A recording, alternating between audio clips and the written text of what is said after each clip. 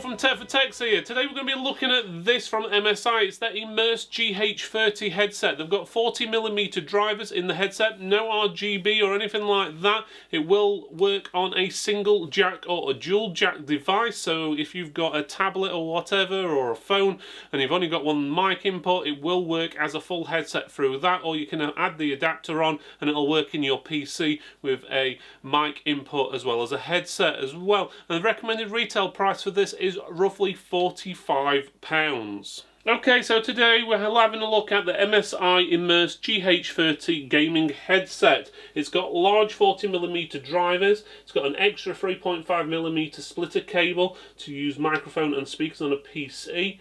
It's lightweight and foldable headset design, detachable microphone, easy volume and microphone control. It's inline as well, carry pouch included as well in the retail box. Okay, let's have a quick look at the box. It says MSI on there. You can see a picture of the headset.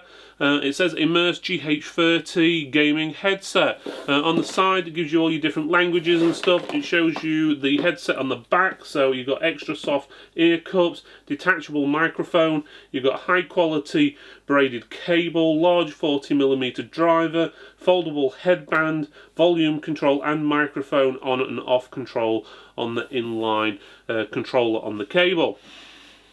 Okay, this is everything what's in the box. Well, actually not. I don't know how Mr. MSI Dragon managed to get there. No product placement or anything there. Let's move him out of the way. But this is what's inside the box. You've got a nice carry bag to put your headset in there. It's sort of a rough feeling to it. Doesn't say anywhere what it's made out of, so I'm guessing it's some form of polyester. But it's quite rough, and it's got drawstrings on there. Which will allow you to obviously tighten it up and so forth if you wished. You've got your manual there, which is a bit crumpled up, but it's mainly multiple languages and so forth. Pretty much tells you on the back of the box how to use it. It's pretty straightforward anyway. You've got your cable splitter here. So basics is, and this is braided by the way, you plug in your single 3.5mm jack in, and it gives you two 3.5mm jacks, so you can use that in a microphone and headset socket on a PC if you needed to. The cable itself, if you've got the adapter on the end, it works out at roughly 2 meters long. Without the adapter, it's 1.8 meters long. Obviously, you use that bit if you're just using like a tablet or a phone or something like that, what's got a 3.5mm jack on it. Obviously, if you've got an iPhone or something along that lines, you will need the adapter from the lightning port to the actual 3.5mm jack. But otherwise, pretty straightforward. The headset itself, you've got your ear cups. It's pretty obvious which ear cups which. It tells you on the inside right and left, so you know which one's which. You're not going to get mistaken.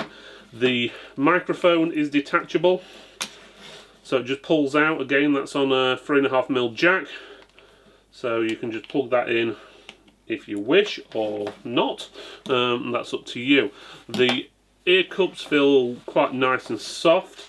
The ear band is adjustable, so you can pull it out there. It gives you a little bit more length on both sides. It also folds inwards like that, so you can easily pack it away in the bag if you wanted to. But it does feel a little bit flimsy. Look how much give and bend there is in that. It really feels as if you're going to mess about with that too much, it's going to break. It might not, it might be sturdy, but it just feels, I don't know, it feels flimsy, sort of, especially for something at £45. If it was 25 quid, then yeah, that's sort of the material you'd expect. For 45, it just feels a little as if it's going to break, which is a bit of a shame. But the rest of it does feel really good. We'll do some sound tests at the end of the video so you can hear what the microphone sounds like, and obviously we'll have a listen to the earphones and just see if they're too bassy or whatever, or if they're good quality. Here's your inline controller. This is where you can turn your microphone on and off, and then you've got volume up and down. So it's pretty straightforward. Shouldn't be too much there for you to worry about. Otherwise, the rest of the product is pretty straightforward. You've got their logo on there. It doesn't light up. There's no RGB or anything fancy on these. It's basically is what you get. It is a headset with a microphone. It has got padding on the inner band to make it comfortable. It does seem to fit people with quite big heads. Hey, it fits on my head with no problem, so it should fit on most of your heads without any issue. Obviously, that adjustability does help, but again, as I said, it just feels the band just feels like it's gonna break. The plastic feels a little cheap-ish. But it's all going to be down to the sound quality. One thing to bear in mind, warranty.